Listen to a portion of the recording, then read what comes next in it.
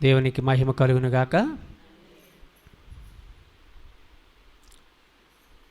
ఈరోజు దేవుని వాక్యము మరొకసారి ప్రభు మనకిచ్చినటువంటి ఈ అవకాశం బట్టి మనము దేవుని వాక్యాన్ని కొద్ది నిమిషాలు ధ్యానం చేసుకుందాం. దేవుని గ్రంథం నుండి 107వ కీర్తన 28 నుండి 32 వరకు చదవమ్మా. శ్రమకు తాళలేక వారు యెహోవాకు మొరపెట్టిరి. చదవమ్మా. ఆయన వారి ఆపదల నుండి వారిని విడిపించెను. ఆయన తుఫానును ఆపివేయగా దాని తరంగంలో అణిగిపోయెను. అవి నిమ్మళమైనవి అని వారు సంతోషించిరి. వారు కోరిన రేవునకు ఆయన వారిని నడిపించెను. ఆయన కృపను బట్టియు నరులకు ఆయన చేయు ఆశ్చర్య కార్యములను బట్టియు వారు యెహోవాకు కృతజ్ఞతాస్తుతులు చెల్లించుదురుగాక. జనసమాజములో వారు ఆయనను గణపరచుదురుగాక. పెద్దల సభలో ఆయనను కీర్తించుదురుగాక. దేశ నివాసుల చెడుతనమును బట్టి ఆయన నదులను అడవిగాను, నీటి బొగ్గలను ఎండిన నేలగాను, సత్తువగల భూమిని చవిటి పర్రగాను మార్చెను. అరణ్యమున నీటి మడుగుగాను, ఎండిన నేలను నీటి ఓటల చోటుగాను ఆయన మార్చి వారు అచట నివాసపురము ఏర్పరచుకున్నట్లు పొలములో విత్తనములు చల్లి ద్రాక్ష తోటలు నాటి వాటి వలన సస్యఫల సమృద్ధి పొందినట్లు ఆయన ఆకలి కొనిన వారిని అచట కాపురముంచెను. మరియు ఆయన వారిని ఆశీర్వదింపగా వారు అధికముగా సంతానాభివృద్ధి నొందిరి. ఆయన వారి పశువులను తగ్గిపోనీయలేదు.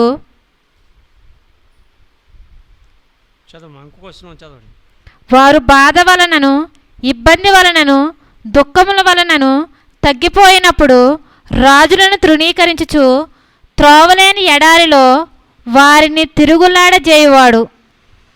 చాలండి. చదవబడిన దేవుని వాక్యంలో శ్రమకు తాళలేక వారు యెహోవాకు మొరపెట్టిరి. శ్రమ వచ్చినప్పుడు మనము ఎన్నో విధాలుగా అయిపోతూ ఉంటాం. శ్రమ వచ్చినప్పుడు కొంతమంది ఒకలాగా, కొంతమంది ఒకలాగా. ఏమండి, శ్రమ వచ్చినప్పుడు మనము చాలా తలకిందులు అయిపోతూ ఉంటాం. చాలా బాధలు పడిపోతూ ఆ శ్రమలో అప్పుడు ఏం చేయాలి అని చాలామంది వాళ్ళకి వాళ్ళే బాధపడుతూ దేవుని మీద వాళ్ళు ఒకలాంటి మనసు, అంటే దేవుడు తప్పు చేసాడా, లేకపోతే మనల్ని ఎందుకు బాధ పెడుతున్నాడు అని వాళ్ళకి వాళ్ళే మనసులో ప్రశ్నించుకుంటూ ఉంటారు. శ్రమ వచ్చినప్పుడు ఆ శ్రమ వచ్చినప్పుడు ఏం చేయాలి మనం? 120వ కీర్తన 1వ వాక్యంలో, నా శ్రమలో నేను యెహోవాకు మొరపెట్టి తిని ఆయన నాకు ఉత్తరం ఇచ్చాను. శ్రమలు వచ్చినప్పుడు ఏం చేయాలి? ఏమండి, శ్రమలు వచ్చినప్పుడు మనం ఎవరిని ఏమీ అనవలసిన అవసరం లేదు. మనకు మనమే దేవునికి అర్పించుకోవాలి, దేవునికి సమర్పించుకోవాలి, దేవుని వేడుకోవాలి. శ్రమలు అనేది సహజంగా నమ్మిన వాళ్ళకి వస్తాయి, నమ్మని వాళ్ళకి వస్తాయి. కానీ శ్రమ వచ్చినప్పుడు మనము దేవునికి మొరపెట్టాలి. శ్రమ వచ్చినప్పుడు దేవునికి మొరపెట్టాలి. మొరపెడితే దేవుడు ఏం చేస్తాడు? ఆ శ్రమలోంచి ఆయన జాలిపడి దయ చూపించి దేవుడు విడిపించడానికి దేవుడు ఇష్టపడతాడు. కనుక మరి తుఫాను వలన కానీ, లేకపోతే ఈ లోక సంబంధంగా కొన్ని వ్యాధులతో బాధలతో ఉన్నప్పుడు కానీ, లేకపోతే కొన్ని వ్యాధులు మనకి కలిగినప్పుడు, లేకపోతే కొన్ని పోరాటములు కలిగినప్పుడు, యుద్ధాలు కలిగినప్పుడు కానీ, ఏమంటే ఏదేమైనా మనం శ్రమ ఏ విధంగా వచ్చినా ఆ శ్రమ వచ్చినప్పుడు దేవునికి మొరపెట్టాలి. శ్రమ వచ్చినప్పుడు కొంతమంది ఏం చేస్తారంటే కృంగిపోతూ ఉంటారు, ఎవరికి చెప్పుకోలేకుండా కృంగిపోతూ ఉంటారు. కొంతమంది ఏమండి మద్యపానాన్ని సేవిస్తారు, ఎందుకని తట్టుకోలేక మద్యపానాన్ని సేవిస్తారు. కొంతమంది మనుషులను ద్వేషిస్తూ ఉంటారు, కొంతమంది దేవుణ్ణే ద్వేషిస్తూ ఉంటారు. చూసారండి ఎన్ని రకాలు. అయితే శ్రమ వచ్చినప్పుడు నిజానికి న్యాయంగా మనం ఏం చేయాలంటే దేవునికి మొరపెట్టాలి. ఏ దేవునికి మొరపెట్టాలి ఏమండి అనే ప్రశ్న కొంతమంది వేస్తారు. ఏ దేవునికి మొరపెట్టాలంటే ఏ దేవుడు ఉన్నాడు? దేవుడు ఒక్కడే అని చెప్తుంది దైవ గ్రంథం. దేవుడు ఒక్కడే, ఈ సృష్టి అంతా కలగజేసిన దేవుడు ఒక్కడే. అయితే ఏ విధంగా మనుషులు మారారంటే సృష్టికర్తను మరిచి జనులు సృష్టిని ఆరాధించటం ఏమండి అనాది కాలం నుంచి కూడా వాళ్ళు చేయుచూ వస్తున్నారు. గనుక సృష్టికర్త అనేటువంటి దేవుడు ఉన్నాడు, ఆయనకి ఏ భేదం లేదు, అందరూ ఒక్కటే. ఏ దేశమైనా, ఏ ప్రజలైనా, ఏ జాతి అయినా ఏమండి ఏ భేదం ఆయనకి లేదు, మనుషులంతా సమానమే. కాకపోతే దేవునికి దూరస్తులుగా ఉన్నవారు, దేవుడంటే నమ్మలేనటువంటి వారు, నమ్మలేని వారిగా వాళ్ళు జీవిస్తున్నారు. ఎందుకంటే ఆ విధంగా పరిస్థితులను బట్టి దేవుణ్ణి నమ్మలేకుండా వాళ్ళు అపనమ్మకస్తులుగా, అవిశ్వాసులుగా, అవిధేయులుగా మారిపోయారండి చాలామంది. కాబట్టి శ్రమ వచ్చినప్పుడు దేవుడు తన ప్రవక్తల ద్వారా ఇశ్రాయేలుకి దేవుడు ఏం చెప్పాడంటే, మీరు శ్రమ వచ్చినప్పుడు ఆపద కాలంలో నీవు నన్ను గూర్చి మొర్రపెట్టుము, నేను నిన్ను విడిపించేదను, నీవు నన్ను మహిమపరచదు అని దేవుడు చెప్పాడు. కాబట్టి ఆపద వచ్చినప్పుడు ఈ ఆపదలు రాకుండా ఉంటాయా? ఈ కష్టాలు వస్తూనే ఉంటాయి, పోతూనే ఉంటాయి. కనుక మరి ఆపదలు ఇప్పటికే చాలామంది ఆపదలో ఉన్నారు ఏమండి, ఏ ఆపద ఎక్కడ పొంచుకున్నదో తెలీదు. కాబట్టి దేవుడు సొలొమోనుకి ప్రత్యక్షమై ఏం చెప్పాడండి, 2వ దినవృత్తాంతముల గ్రంథంలో 7వ అధ్యాయము, 2వ దినవృత్తాంతములు 7వ అధ్యాయము, అక్కడ దేవాది దేవుడు దావీదు కుమారుడైన సొలొమోను గారికి ఏం చెప్పారు అనంటే 7వ అధ్యాయము 12 వచనం నుండి 16 వరకు చదవమ్మా. అప్పుడు యెహోవా రాత్రి యందు సొలొమోనుకు ప్రత్యక్షమై ఇలాగు సెలవిచ్చెను, నేను నీ విన్నపమును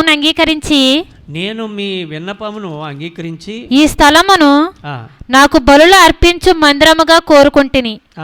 వాన కురియకుండా, దేవుడు అంటున్నాడు, వాన కురియకుండా నేను ఆకాశమును మూసివేసినప్పుడే గాని దేశమును నాశనము చేయుటకు మిడతలకు సెలవిచ్చినప్పుడే గాని నా జనుల మీదకి తెగులు రప్పించినప్పుడే గాని నా పేరు పెట్టబడిన నా జనులు తమను తాము తగ్గించుకొని ప్రార్థన చేసి నన్ను వెతికి తమ చెడు మార్గములను విడిచిన ఎడల ఆకాశం నుండి నేను వారి ప్రార్థన విని వారి పాపములను క్షమించి వారి దేశమును స్వస్థపరచుదును. ఈ స్థలమందు చేయబడు ప్రార్థనల మీద నా కనుదృష్టి నిలుచును, నా చెవులు దానిని ఆలకించును. నా పేరు ఈ మందిరములకు నిత్యము ఉండునట్లుగా నేను దాన్ని కోరుకొని పరిశుద్ధ పరిచితిని. నా దృష్టియు నా మనసును నిత్యము దాని మీద నుండును. చాలమ్మా, నా దృష్టియు నా మనసును నిత్యము దాని మీద ఉండును. ఎందుకంటే దేవుడు చూస్తున్నాడు. మన కన్నులు ఇచ్చిన వానికి దేవుని కన్నులు ఉన్నాయి, మనకు మనసు ఇచ్చిన దేవునికి ఆయన మనసు ఉంది, ఆయన చెవులు, ఆయన కన్నులు, ఆయన చూస్తానే ఉన్నాడు మనతో. మన పైన ఆయన కనుదృష్టి ఉంది, చూస్తానే ఉన్నాడు. కనుక రాత్రి సమయమందు దావీదు కుమారుడు సొలొమోను గారికి ప్రత్యక్షమై దేవుడు చెప్పాడు ఏంటంటే, ఈ జనులు అంటే నా జనులు అంటున్నాడు ఇక్కడ 14 నా జనులు, నా పేరు పెట్టబడిన నా జనులు తమను తాము తగ్గించుకుని ప్రార్థన చేసి నన్ను వెతికి తమ చెడు మార్గములను విడిచిన ఎడల. ఏమండి, మనం చేయవలసిన పనులు ఉన్నాయి. మనం చేయవలసిన పనులు ఉన్నాయి. మనం ఏం చేయాలి? తమను తాము తగ్గించుకోవాలి, ప్రార్థన చేయాలి, దేవుని వెతకాలి, చెడు మార్గాన్ని విడిచిపెట్టాలి. అప్పుడు దేవుడు ఏం చేస్తాడంటే ఆకాశం నుండి నేను వారి ప్రార్థన విని వారి పాపమును క్షమించి వారి దేశమును స్వస్థపరుస్తానన్నాడు. దేవుని సహాయం లేకుండా ఒక్కరోజు గడుతుందా? మనకి ఒక్క క్షణం కూడా గడదు. కాబట్టి దేవుడు ఒక్కడే, దేవుడు ఒక్కడే. సృష్టి అంతా, ఈ సృష్టికి కర్త ఒక దేవుడే. ఆ దేవుణ్ణి మనము తెలుసుకోవాలి. యెహోవాయే దేవుడని తెలుసుకొనిడి అని దేవుని వాక్యము చెప్తున్నది. కనుక ఈ రోజున 107వ కీర్తనలో మనం చదివిన భాగానికి వద్దాం.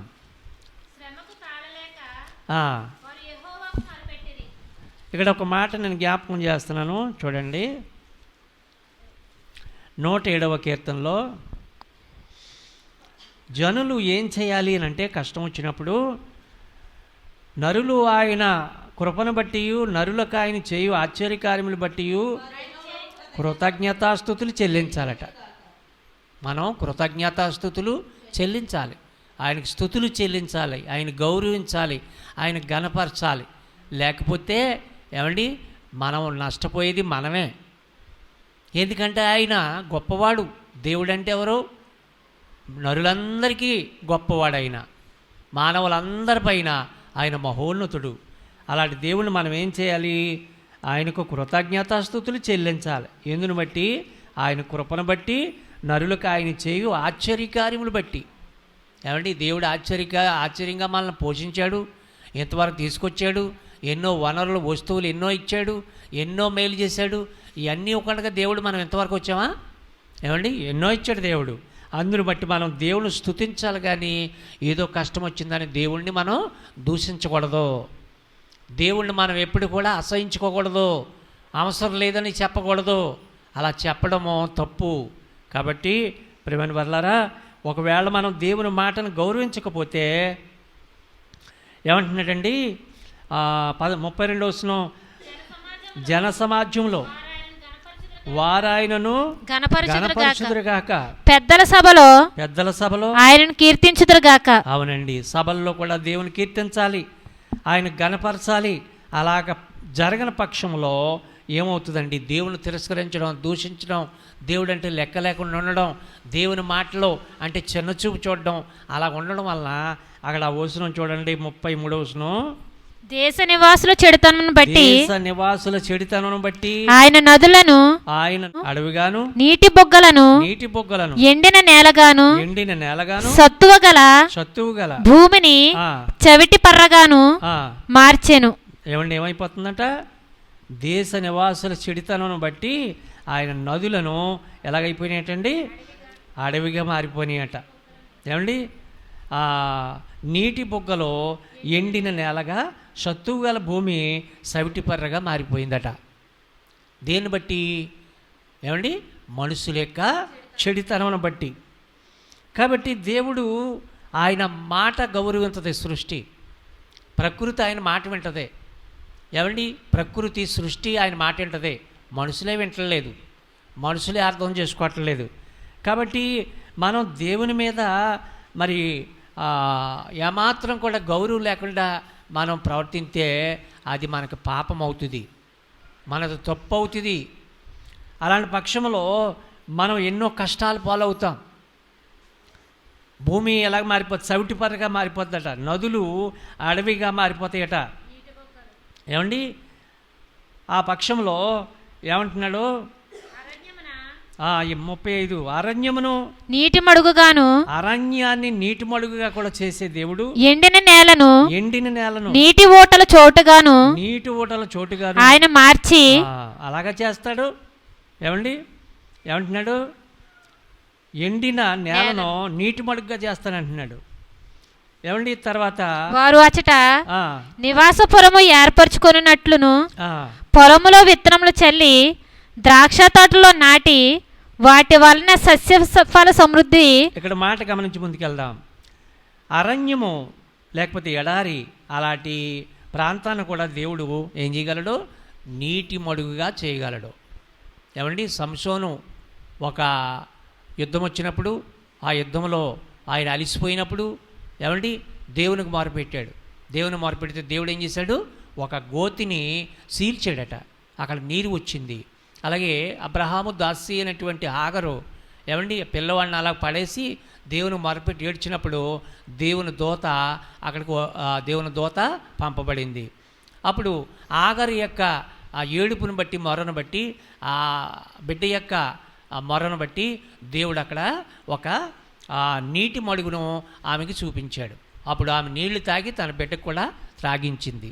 ఇలాగేంటంటే దారి తెన్నులేని మన జీవితాల్లో ఏమండి మనం దేవునికి మొరపెడితే ఆ దేవుడు మొర విని మన దాహాన్ని తీరుతాడు, మన ఆకలి ఏమండి. అందుకే ఇక్కడ వాక్యంలో రాయబడిన చూడండి, 107వ కీర్తనలో 13వ వచనం నుండి చదివితే, కష్టకాలమందు వారు యెహోవాకు మొరపెట్టిరి, యెహోవాకు మొరపెట్టిరి, ఆయన వారి ఆపదలలో నుండి వారిని విడిపించెను. వారి కట్లను తెంపివేసి చీకటిలో నుండి మరణాంధకారములో నుండి వారిని రప్పించెను. ఆయన కృపను బట్టి నరులకు ఆయన చేయు ఆశ్చర్య కార్యములను బట్టి వారు యెహోవాకు కృతజ్ఞతాస్తుతులు చెల్లించుదురుగాక. ఆయన ఇత్తడి తలుపులను పగులగొట్టాను, ఇనుప గడియలను విరగగొట్టి ఉన్నాడు. బుద్ధిహీనులు తమ దుష్ప్రవర్తన చేతను తమ దోషము చేతను బాధ తెచ్చుకొందురు.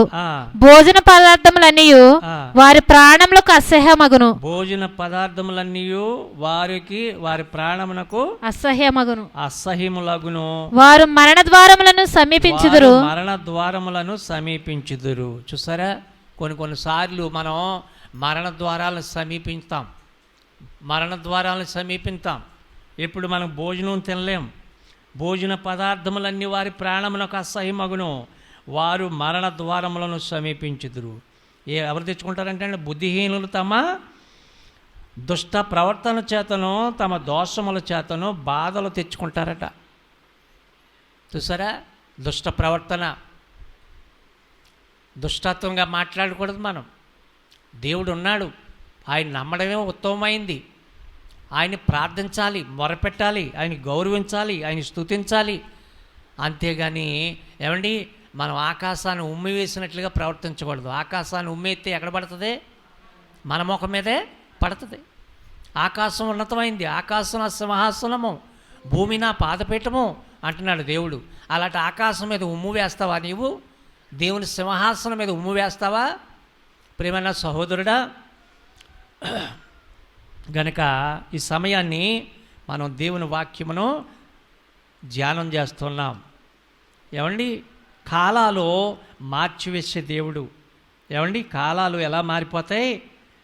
అరణ్యము నీటి మడుగుగా మార్చగలడు, ఎండిన నేలగా నీటి ఓటల చోటుగాను ఆయన మార్చగలడు. అదే మాట దేశ నివాసులు చెడుతనం బట్టి ఆయన నదులను అడవిగా, నదులంటే నీరు ఉంటుంది.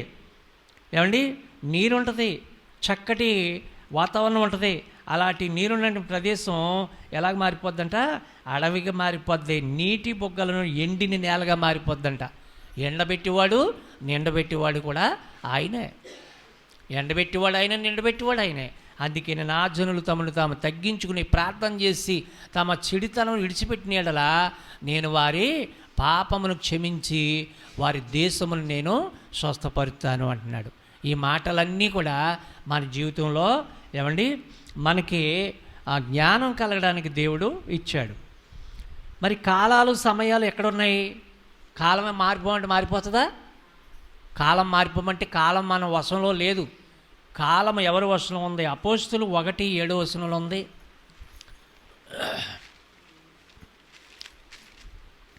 అపోస్తుల కార్యముల గ్రంథము 1:7 వచనం చదవమ్మా. కాలములను సమయములను తండ్రి తన స్వాధీనమందుంచుకొని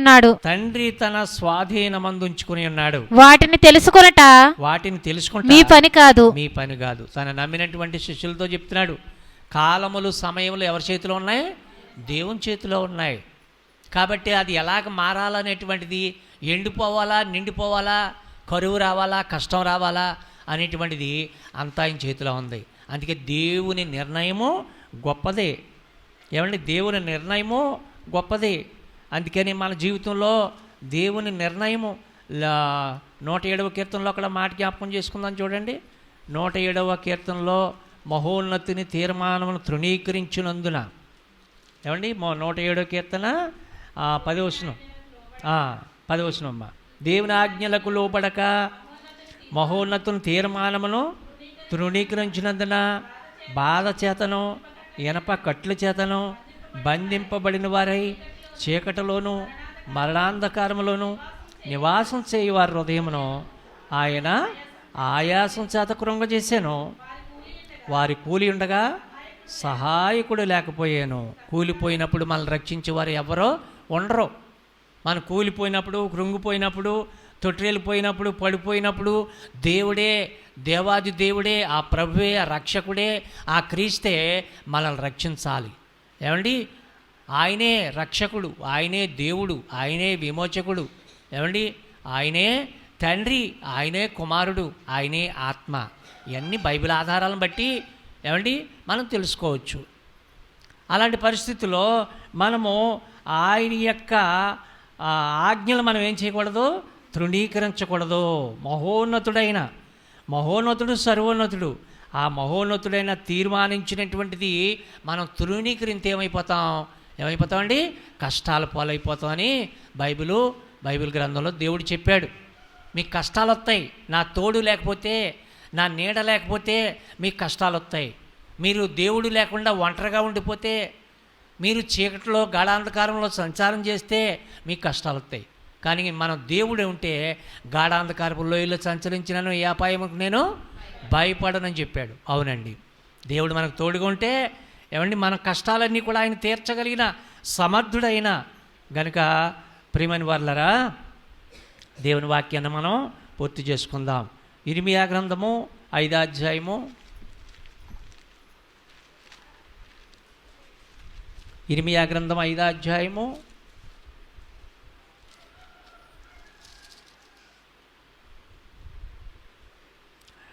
20వ వచనం నుంచమ్మా 29 వరకు చదువుదాం. యాకోబు వంశస్థులకు ఈ మాట తెలియజేయుడి, యోధా వంశస్థులకు ఈ సమాచారం చాటించుడి, ఈ సమాచారం ప్రకటించుడి. కన్నులుండి చూడకయు, చెవులుండి వినకయు, కన్నులుండి చూడకయు, చెవులుండి వినకయునున్న వివేకము లేని మూడులారా ఈ మాట వినుడి. సముద్రము దాటలేకుండానట్లు దాని తరంగములు ఎంత పొర్లినను అవి ప్రబలలేకయు ఎంత ఘోషించినను దాన్ని దాటలేకయు ఉండునట్లును నిత్య నిర్ణయము చేత దానికి ఇసుకను సరిహద్దుగా నియమించిన నాకు మీరు భయపడరా, నా సన్నిధికి వణకరా, ఇదే యెహోవా వాక్కు. ఆగమ్మ ఒకసారి చూసారా ఏమంటున్నాడు, ఇసుకను సరిహద్దుగా పెట్టాడట. సముద్రము, ఏమండి సముద్రం అంటే చాలా గొప్పది. ఈ భూమి మీద సముద్రం అంటే ఏమండి మనకెన్నో చిన్న చిన్న కాలువలు, చిన్న ఏమండి చెరువులు, పెద్ద పెద్ద చెరువులు, ఏమండి ఒక నదులు ఉంటాయి. అన్నిటికంటే గొప్పది సముద్రం. ఇవన్నీ సముద్రంలోకి వెళ్ళిపోతాయి. కానీ ఎంత వెళ్ళినా సముద్రంలోకి అది నిండదు. ఎన్ని నదులు వెళ్ళిపడినా ఆ సముద్రము నిండదు. చూసారా, అయితే దానికి ఒక సరిహద్దు పెట్టారంటున్నాడు. దానికి సరిహద్దు నిర్ణయించాను అని చెప్తున్నాడు. అది పొర్లినను అవి ప్రబలలేక ఎంత ఘోషించినను దాటలేక ఉండినట్లు నిత్య నిర్ణయం చేత దానికి ఇసుకను సరిహద్దుగా నియమించాను. నాకు మీరు భయపడరా, నా సన్నిధికి సముద్రానికి సరిహద్దులు పెట్టాడు. ఏమండి భూమి, ఆకాశం, ప్రకృతి, గాలి సమస్తానికి కూడా ఆయన సరిహద్దులు పెట్టాడు. అవన్నీ లోపడుతున్నాయి. తుఫాను లోపడుతుంది, భూమి లోపడుతుంది, ప్రభుత్వాల్లో ఏమండి అన్నీ కూడా ఏమండి మరి ఈ భూమి మీద ఉన్నటువంటి సకల జీవులు దేవునికి లోపడుతున్నాయి. కానీ మనుషులే దేవుణ్ణి అర్థం చేసుకోలేకపోతున్నారు. తెగుళ్ళు, ఏమండి అపవిత్రాత్మలో తెగుళ్ళు, ఈ ప్రకృతి, గాలి, నీరు, భూమి ఎంత కూడా దేవునికి లోబడుతుంది. ఆయన సరిహద్దు దాటలేని సరిహద్దులు పెట్టాడు. కానీ మనకి దేవుడు ఏం చేశాడండి? ఆజ్ఞలు, విధులు, కట్టడలు, నిర్ణయములు, తీర్మానములు దేవుడు పెట్టాడు. అవి మనం విసర్జింతే కష్టాల పాలైపోతామని దేవుని వాక్యమో చెప్తుంది. సరిహద్దులు పెట్టాడండి మన జీవితానికి. ఎలాగ ఉండాలి, ఎలాగ ఉండకూడదు, ఏం మాట్లాడాలి, ఏం మాట్లాడకూడదు, ఏమండి, ఏమి తినాలి, ఏం తినకూడదు, ఏమండి, ఇదంతా కూడా దేవుడు పెట్టాడు. అవి మనం పాటించాలి. దేవుని మాటలో మనకు మేలే కానీ కీడేమీ కాదు. గనుక ప్రియమైన వాళ్ళరా, మీరు నాకు భయపడరా అని అడుగుతున్న నా సన్నిధిని మీరు వణకరా, ఇదే యెహోవా వాక్కు. 23వ వచనం కూడా చదువుదాం. ఈ జనుల తిరుగుబాటును ద్రోహమును చేయు మనసు గలవారు వారు తిరుగుబాటు చేయుచు తొలగిపోవచ్చున్నారు. మనుషులు ఏం చేస్తున్నారంట? తిరుగుబాటు చేస్తూ తొలగిపోతున్నారంట. తిరుగుబాటు, దేవుని మీదే తిరుగుబాటు మనం చేయగలమా? ఆయన మీద మనం పోరాడి గెలవగలమా? ఆయన అంత బలం మనకు ఉందా? ఏమండి, అంతలో కనబడి అంతలో మాయమైపోవు ఆవిరి వంటి వాళ్ళం మనం. కాబట్టి దేవుడు ఆయన గొప్పవాడు, అధికుడు, ఆయన బలిష్ఠుడైన, కాబట్టి మహోన్నతుడైన, ఆయన సర్వోన్నతుడు. అయితే ఏమంటున్నాడు ఇక్కడ? తిరుగుబాటు చేసి తొలగిపోతారు వారు. రండి, మన దేవుడైన యెహోవా యందు భయభక్తులు కలిగి ఉందుము. మన దేవుడైన యెహోవా యందు భయభక్తులు కలిగి ఉందుము. ఆయనే తొలకరి వర్షమును కడవరి వర్షమును దాని కాలమున కురిపించువాడు కదా, కురిపించువాడు కదా, నిర్ణయింపబడిన కోతకాలము వారములను ఆయన మనకు రప్పించినని తమ మనసులో అనుకొనరు. ఇవన్నీ కూడా అనుకోరట. ఏమంటే ఆయనే తొలకరి వర్షమును కడవరి వర్షము ఆయనే కురిపించినాడు. దాని కాలంలో ఆయన కురిపించున్నాడు కదా. నిర్ణయింపబడిన కోతకాలము వారములను ఆయన మనకు రప్పించునని తన మనసులో అనుకొనరు. మనసులో కూడా రాదట. చూసారండి, ఇవన్నీ ఎవరు చేస్తున్నారు? ఈ కాలాలు, సమయాలు. ఏమండి, దేవుడు ఆది కాలంలో, నోవాహు కాలంలో జలప్రళయం వచ్చిన తర్వాత, ఈ సృష్టి అంతా నాశనం అయిపోయిన తర్వాత, ఏమంటే ఒక్క కుటుంబమే ఓడలో మిగిలింది. ఆ తర్వాత ఆ యనమండుని కూడా ఓడలోంచి బయటికి దేవుడు తీసిన తర్వాత ఒక ప్రమాణం చేశాడు దేవుడు. ఆ ప్రమాణం ఏంటంటే ఆదికాండ గ్రంథంలో ఆ మాట మనం చదువుదాం చూడండి. కాలములు, సమయములు దేవుని వాక్యం ఏం చెప్తుందంటే యెహోవా వాక్కు. ఏమండి, అప్పుడు 8వ అధ్యాయం ఏమన్నాడు? 21వ వచనం. అప్పుడు యెహోవా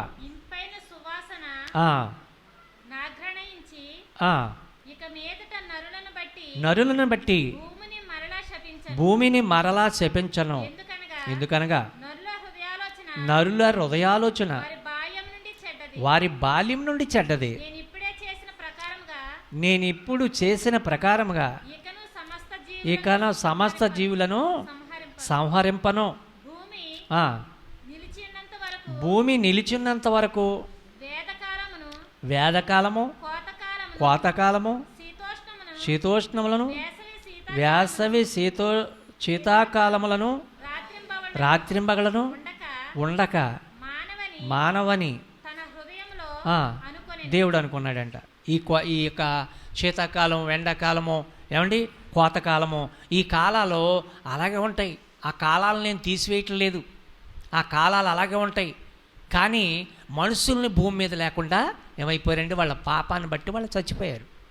దేవుని మాట తృణీకరించారు. వాళ్ళు దేవుని మాట లెక్కలేనితనముగా వాళ్ళు భయపడలేదు దేవునికి. పాపంలో ఏమండి వాళ్ళు ఎక్కువైపోయింది, పాపం ఎక్కువైపోయింది, దౌర్జన్యం ఎక్కువైపోయింది, బలాత్కారం ఎక్కువైపోయింది.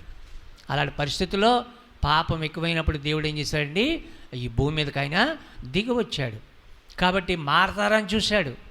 ఎన్నో తరాలు, ఎన్నో యుగాలు చూశాడు ఆయన. కానీ మనుషులు మారలేదు. మారన పక్షంలో దేవుడు ఏం చేశాడండి? తీర్పు. ఆ న్యాయవంతుడు కనుక దేవుడు తీర్పు. దేవుని తీర్పుకు మనం గురైపోకూడదు. ఏమండి, మనం ఉగ్రత పాలవడానికి కాదు దేవుడు ఈ భూమి మీద. ఆ మాట అంటున్నాడు. తెస్సలోని పత్రికలో మాట చదువుకొని ముగించుకుందాం. తెస్సలోని పత్రిక మొదటి పత్రిక దేవుడు మనల్ని ఆయన మహింపరచడానికి మనం చేశాడు, కానీ ఉగ్రత వచ్చి మనం నశించిపోవడానికి దేవుడు చేయలేదు.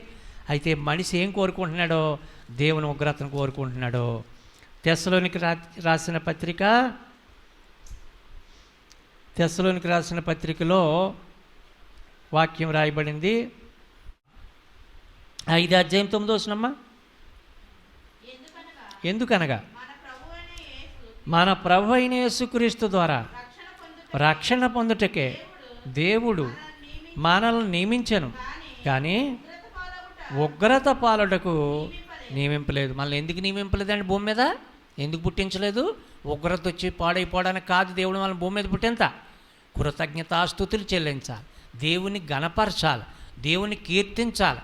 దేవుని గొప్పతనము మన తరంలో మన పిల్లలకు చెప్పుకోవాలి, మన పిల్లలు వాళ్ళ పిల్లలకు చెప్పుకోవాలి. తరతరాలు కూడా దాచకుండా దేవుడి మాటలో ఒకరికొకరు చెప్పుకుని ఆయన గొప్పతనాన్ని మనం కీర్తించాలి.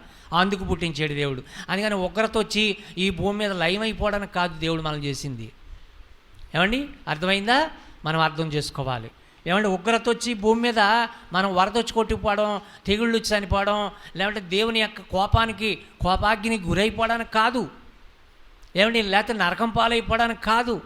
అపవాదికి వాని దూతలకును దేవుడు నిత్య నరకాగ్ని దేవుడు తయారు చేశాడు. మనుషులకు కాదు, మనకు కాదు. మనం దేవుని మాట వింటే దేవుని బిడ్డలుగా మనం ఉంటాం, ఆయన దయను పొందుకుంటాం. ఆయన దయ ఆయుష్కాలం అంతా, ఆయన కోపం నిమిషం మాత్రం ఉండును, ఆయన దయ ఆయుష్కాలం అంతా కూడా మన మీద ఉంటుందని దైవ గ్రంథం చెప్తుంది. కాబట్టి ప్రియమైన వాళ్ళారా, ఇంతవరకు మనం ఎన్నో మాటలు, కాలాలు, సమయాలు ఎక్కడున్నాయంటే దేవుని దగ్గర ఉన్నాయి, దేవుని స్వాధీనంలో ఉన్నాయి. కాబట్టి మనం దేవుణ్ణి ఎదిరించకూడదు. ఈ మాట మనకు అందరికీ తెలాలి. దేవుని వాక్యము ఈ యొక్క సర్వభూమి మీద ఉన్నటువంటి ప్రజలందరూ తెలుసుకోవాలి. తెలియని వారు చాలామంది ఉన్నారు, తెలియక మాట్లాడే వాళ్ళు చాలామంది ఉన్నారు. వాళ్ళందరి గురించి మనం ఏం చేయాలి? మనం సంఘంగా ప్రార్థన చేయాలి, వాళ్ళకి మనం చెప్పాలి. వాళ్ళు వినినా వినకపోయినా వాళ్ళ గురించి మనం చెప్పాలి, ప్రార్థన మనం చేయాలి. అది దేవుని వాక్యం చెప్తుంది. కాబట్టి మన కుటుంబాల గురించి, సంఘం గురించి, మన గ్రామం గురించి మనం ప్రార్థన చేద్దామా? చిన్న ప్రార్థన చేసుకుందాం. తల వంచండి. మహోన్నతుడైన తండ్రి, ఇదిగో ప్రభు, ఇంతవరకు నాయన మీ వాక్యము గ్రంథంలో నుండి అనేక మాటలు మేము ధ్యానం చేశాం. బుద్ధిహీనులు తమ దుష్ప్రవర్తన చేత, తమ దోషముల చేత బాధ తెచ్చుకుందరు అని వాక్యాన్ని మేము చదువుకున్నాం. అవును తండ్రి నాయన, నీవు సర్వసృష్టికి తండ్రివై ఉన్నావు, తండ్రిగా నీవున్నావు. అలాగే మమ్మల్ని చూడడానికి కుమారుడిగా వచ్చావు, మమ్మల్ని కాయడానికి ఆత్మగా నీవు ఉన్నావు తండ్రి. ఇదిగో సంఘ బిడ్డలందరినీ కూడా దీవించు ప్రభువా. ఈరోజు వాక్యము ధ్యానించిన ప్రతి బిడ్డను దీవించు. ఈ వాక్యం తెలియని వారు ఈ దైవ గ్రంథంలో, ఈ పరిశుద్ధ గ్రంథంలో, ఈ మహాగ్రంథంలో తండ్రి మీ వాక్యాన్ని అర్థం చేసుకుని, అపార్థం చేసుకోకుండా అర్థం చేసుకుని కృప దయచేయండి ప్రభువా. తండ్రి, వచ్చిన బిడ్డలందరినీ దీవించు, వారిని, వారి బిడ్డలను, వారి కుటుంబాలని రక్షించు. ఇదిగో మా గ్రామమును, మా ప్రజలను రక్షించు, మా ప్రాంతమును రక్షించు, మా దేశమును రక్షించు, మా దేశ పాలకులను రక్షించు, మా దేశ ప్రజలందరినీ రక్షించు. బూదిగంత నివాసులైన వారందరూ కూడా ప్రభువా మీ వైపు చూసి రక్షణ పొందాలి. కల్వరి సిలువలో మీరు పొందిన మహావేదన, శోధన, కఠోరమైన శిక్ష, మరణ శిక్ష, పాపపు శిక్ష నాయన, మా దోషములన్నీ మీ మీద మోపబడినవి ప్రభువా. నాయన మీరే భరించారు. లోక పాపములు మోసుకుని పోవు దేవుని గొర్రెపిల్లగా ఈ లోకంలో అవతరించావు తండ్రి. మీకు స్తోత్రాలు యేసయ్యా, వందనాలు. మీరు చేసిన మహోపకారమును బట్టి, గొప్ప రక్షణ బట్టి స్తుతించి ప్రార్థించి కీర్తింటున్నాం. వచ్చిన బిడ్డలందరూ దీవించండి.